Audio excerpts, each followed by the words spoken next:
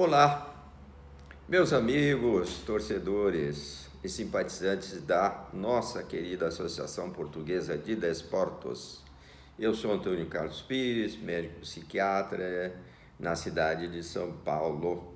E estou aqui, como prometi, para falar a respeito de uma outra pandemia que assolou, então, o mundo. Vamos falar de gripe espanhola. Pois é, meus caros, gripe espanhola. Quem é da minha faixa etária lembra do vovô, da vovó, do papai, da mamãe falarem a respeito da gripe espanhola, porque alguns vivenciaram, então, esta fase. Eu me lembro meus avós falarem a respeito da gripe que foi originada na Espanha e difundida então da Espanha para o mundo. Certo? Não. Errado. Erradíssimo. A Espanha, os espanhóis não têm nada a ver com a tal chamada gripe espanhola. E nós vamos, aqui no decorrer da conversa, falar um pouquinho disso a respeito. Vejam, eu queria salientar o seguinte, já que esta gripe não foi originada na Espanha, não tem nada a ver com os espanhóis, vamos lembrar uma coisa que eu ainda não conversei com vocês, mas eu pretendo conversar em relação aos aspectos emocionais, que é o estigma e a estigmatização. Coitados dos espanhóis, foram estigmatizados injustamente. Muito bom. Então vamos lá. O que é a tal da gripe espanhola? Como o próprio nome diz, é uma gripe. E o que será que diferenciou esta gripe espanhola de uma simples gripe? Porque aparentemente não foi simples. A gripe espanhola, ela se origina em janeiro de 1918 e vai até dezembro de 1920. Veja, tempão, hein? Em que esta gripe assolou o mundo. Vamos lembrar que ela infectou 500 milhões de pessoas e gerou a morte de 50 milhões de pessoas, ou seja, 1/4 da população mundial da época, que não chegava a 2 bilhões. Veja, são números assustadores, na verdade. Se eu estava dizendo a vocês que os coitados dos espanhóis não tem nada a ver com a gripe, de onde vem, onde se origina a tal gripe espanhola? Vamos lembrar, gente, eu às vezes até esquecia disso, hein? Mas vamos lembrar que existia um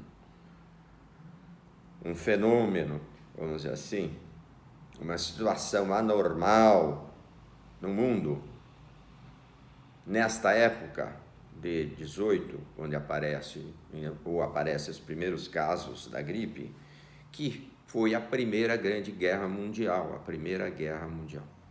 Às vezes a gente esquece. 14, final de 18, 1914, final de 1918, Primeira Guerra Mundial. Imaginem vocês um vírus com uma capacidade letal imensa, atingindo o mundo numa situação terrível de Primeira Guerra Mundial. Talvez isso até, e seguramente a história nos mostra, explica origem, explica uma série de propagação e uma série de coisas a respeito desta gripe conhecida como gripe espanhola. Onde ela se origina? A hipótese mais aceita é que ela tenha se originado nos Estados Unidos, num acampamento militar, um acampamento de treinamento de tropas americanas para a Primeira Guerra. Esse acampamento, ele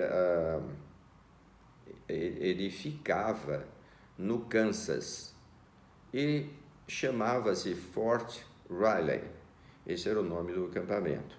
Então, um acampamento de treinamento de tropas americanas. O primeiro caso da gripe foi, eu tenho até aqui anotado, ele ocorreu, aliás, desculpe, no dia 4 de março de 18. Veja, como nós já estávamos no século XX, fica muito mais fácil a gente ter dados históricos tão bem definidos. Tem até o nome do cidadão, parece que era o cozinheiro lá do acampamento, chamado Albert Gitschall. Esse indivíduo foi o primeiro doente, parece também a primeira vítima da gripe. O que chamou a atenção foi que em poucos dias, cerca de 500 soldados deste acampamento já estavam contaminados, já apresentavam a doença. Ou seja, uma alta capacidade, então, de contágio e, como se viu, né, uma doença letal, vamos colocar dessa maneira. É interessante observar o seguinte: nesta altura você já tinha uma rede, né, de transporte muito boa, vamos dizer assim, muito bem definida. Você tinha um bom transporte rodoviário, ferroviário então nem se fala, e marítimo, não só militar, como a própria marinha mercante, muito bem desenvolvida na época, não é? Facilitando enormemente aqui a transmissão dos doentes e da doença. Tanto é verdade que no dia 11, olha que precisão, no dia 11 de março de 1918, ela chega no Queens, o bairro de Manhattan, Nova York. Chega no Queens, provavelmente levado por algum soldado que foi visitar a família, e pobre Nova York, que sofreu pra caramba naquele ano de 18, foi a cidade que mais sofreu, inclusive número de mortos, como hoje, né? Está aí Nova York liderando aí o número de contaminados e mortos pelo coronavírus. Veja que coisa, né? Muito bom. Como isso chega na Europa? Pois é, chegou na Europa e até aqui estabelece-se aquela dúvida cruel, né? Mas começou nos Estados Unidos, começou na Europa, aquilo sempre, né? Evidentemente o americano tentando tirar das costas dele, o inglês também, e por aí vai. Mas o que é certo é o seguinte: existia um acampamento britânico na cidade de Étamples, na França, no qual circulavam mais ou menos 100 mil soldados ingleses, e existia ao lado um hospital de campanha muito grande. E vocês vão me perguntar, como você alimenta, não é, tantos soldados assim? Neste acampamento existia uma enorme pocilga, evidente, com um grande número de suínos, de porcos, ali criados para alimentar as tropas. E também existe uma informação de que os vizinhos franceses traziam aves, galinhas, etc., para alimentar então os soldados que defendiam ali a Europa da invasão alemã.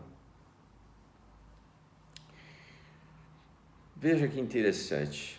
Nós sabemos, você sabe, porque isso foi muito falado,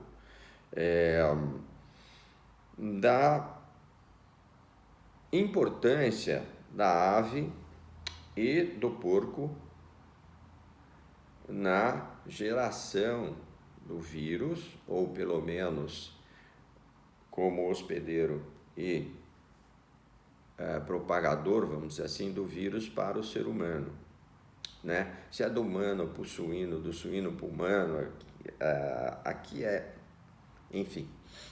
São teses aí para se discutir, mas é indiscutível sempre a presença do vírus influenza com aves, porcos e ovos. Ok. Essa gripe, então, olha, a primeira coisa que você deve estar se perguntando, bom, se ocorreu nos Estados Unidos e aqui na França, acampamento britânico, por que raio então se chama gripe espanhola? Excelente pergunta. Agora nós vamos entender porque o espanhol não tem nada a ver com isso. Naquela época, também já existia a famigerada censura. Logicamente, tanto os exércitos, claro, os aliados aqui, vamos colocar Estados Unidos, França e Inglaterra, como os aliados, Alemanha, Áustria, censuraram a informação de que existia a tal da gripe e que estava afetando os exércitos por uma questão estratégica. E a Espanha, que não estava na guerra, não tinha censura nenhuma e divulgou a presença, então, da gripe e também todos os dados, número de contaminados, mortos, etc. E censura daqui, não censura aqui, ficou a Espanha, então, como vamos dizer assim, a culpada por esta origem e expansão da gripe espanhola. Essa é a correção histórica que se deve fazer. Ok. Essa gripe, que depois se descobriu, e eu vou falar lá na frente para vocês, ser gerada por uma influenza H1N1, então vírus influenza, ela se mostrou um pouquinho diferente das outras gripes em alguns aspectos. Frente à letalidade, nem se fala, mas também ao grupamento que ela atingiu e que foi assim o grupamento que mais mortes teve. Geralmente as gripes afetam mais as crianças com menos de 2 anos ou os idosos com mais de 65 anos de idade. E aqui, essa gripe espanhola afetou muito o intermediário, ou seja, entre os 20 e os 40 anos.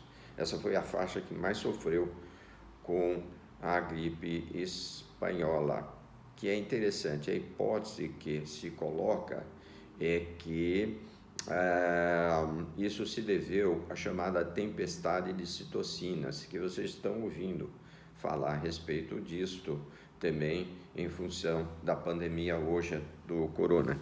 Ou seja, uma hiperreação do sistema imunológico do jovem, que acaba atacando então o seu organismo. Seria, de uma maneira simplista, seria isto que explicaria. Ok. Essa gripe espanhola, ela se desenvolveu em 3 ondas, São 3 ondas muito bem específicas. É engraçado, é interessante isso. A primeira onda vai de março de 18, então março de 1918, a agosto de 1918, em que ocorre uma grande letalidade, então uma contaminação muito grande, mas restrita mais aos Estados Unidos e Europa. Aí nós temos uma segunda onda. Essa segunda onda vai de agosto de 18 a fevereiro de 1919, onde então se define a pandemia. Ela se alastra para o mundo todo, Ásia, Japão, China, África, Índia, América Central, América do Sul. Ela vai embora. E com alta letalidade.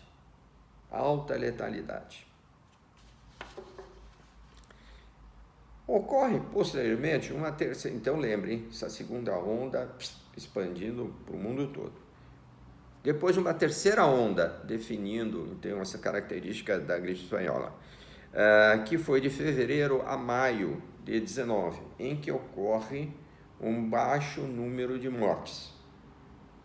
Uma das hipóteses que poderiam explicar isso seria que a mutação viral, né, promoveu então uma estirpe aí de vírus menos agressiva, né? Então seria assim, mais atenuada. A mutação atenuou o vírus. É uma das explicações. Não sei se é correta, mas é uma delas. Ok. Vamos lembrar uma coisinha que eu acho legal, sempre a gente falar, como é que isso propaga. Então, um espirrinho, ele joga 500 mil partículas, né? Ou a tosse também. Mil não, desculpe, eu me confundo com um número muito zero para mim, 500 milhões de partículas a cada espirro ou tossida. Então você imagina isso aqui num ambiente, né? Por isso que se pede para usar máscara, entendeu?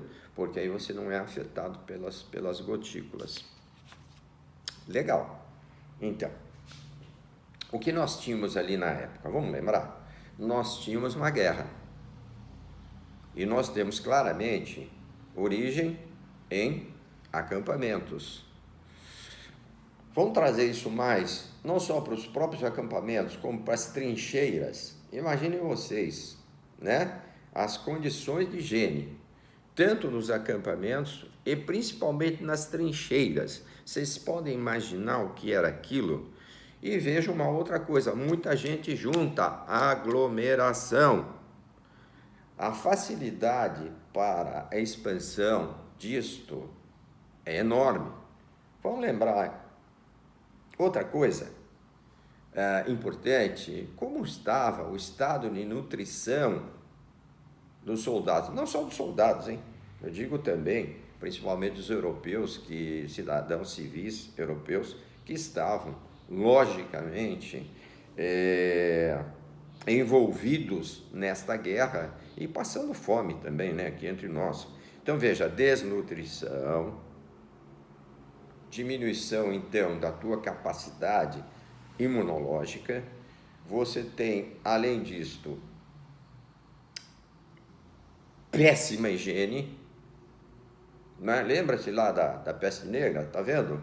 Determinadas correlações, falta de higiene, né? Aglomeração, lá eram as metrópoles, lembra? Aqui é muito mais os acampamentos, soldados, etc. Mas nós temos aqui vamos dizer assim, rotas facilitadas, né? Ferrovias, rodovias, a marinha, para levar isso, né? Para outros países. Lá também nós vimos, lá na peste negra, então a rota da seda, né? Veja quanta coisa semelhante. Ok, vamos lá. Claro que você deve estar se perguntando como isso aqui chegou ao Brasil, né? Uma pergunta extremamente importante. A história nos conta, ciência, história, que beleza, ela nos conta, chegou ao Brasil por um navio inglês chamado Demerara. Esse navio trazia tropas tropa é demais, trazia militares que estavam locados em Dakar, na África, e voltavam para o Brasil. Aportaram primeiramente em Recife, depois Salvador e Rio de Janeiro. Evidentemente, esses militares doentes trouxeram a doença para o Brasil, nosso Brasil. A cidade mais afetada, como não poderia deixar de ser na época, foi o Rio de Janeiro, que era a capital federal e, logicamente, o posto, né, a principal entrada naquela época do país. Estima-se que nós perdemos 35 mil pessoas na pandemia da gripe espanhola aqui no Brasil. E como os brasileiros lidaram com isso? Esse é um aspecto interessantíssimo. E eu não estou rindo aqui da desgraça feita hiena, não. Eu estou rindo da semelhança. Olha que interessante. 2 ministros da saúde caíram. Pois é. Foram demitidos 2 ministros da saúde na vigência da gripe espanhola no Brasil. O terceiro ministro que assumiu foi Carlos Chagas. Eu diria que esse é intocável, um dos maiores sanitaristas da história do Brasil e do mundo. Grande Carlos Chagas. O Carlos Chagas tomou algumas medidas, isso que é interessante. O que fez o Carlos? De imediato. Não só ele bloqueou, então, o desembarque de navios, ok? Como ele fez uma coisa importantíssima, eu vou frisar, importantíssima, ele fez uma quarentena. Veja, hein? Lá atrás, quarentena. E ele fez 2 coisas muito interessantes, que foi o seguinte, grande Carlos Chagas, ele fez o seguinte: aumentou o número de leitos, porque ele viu que a coisa era feia e nós precisaríamos de leitos. Aumentou o número de leitos e considerou essa doença de notificação compulsória.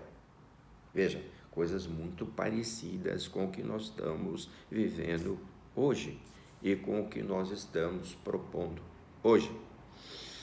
Eu queria até colocar para vocês, e aqui eu vou colar porque é grande,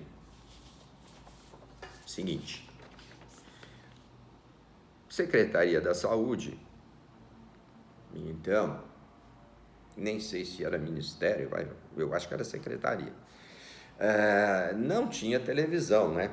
Acho que rádio talvez tenha sido usado também, mas eu vou pegar aqui uma página do jornal Estado de São Paulo, em que o serviço sanitário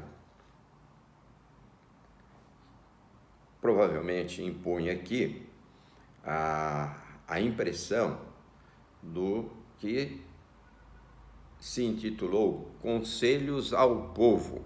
Olha que interessante, vale a pena a gente falar. Ok, então vamos lá. Primeiro, então, conselhos ao povo. Primeiro, evitar aglomerações, principalmente à noite. Segundo, não fazer visitas. Terceiro, tomar medidas higiênicas com nariz e garganta. Aqui interessante, que era coisa da época. Tomar como preventivo qualquer tipo de quinino.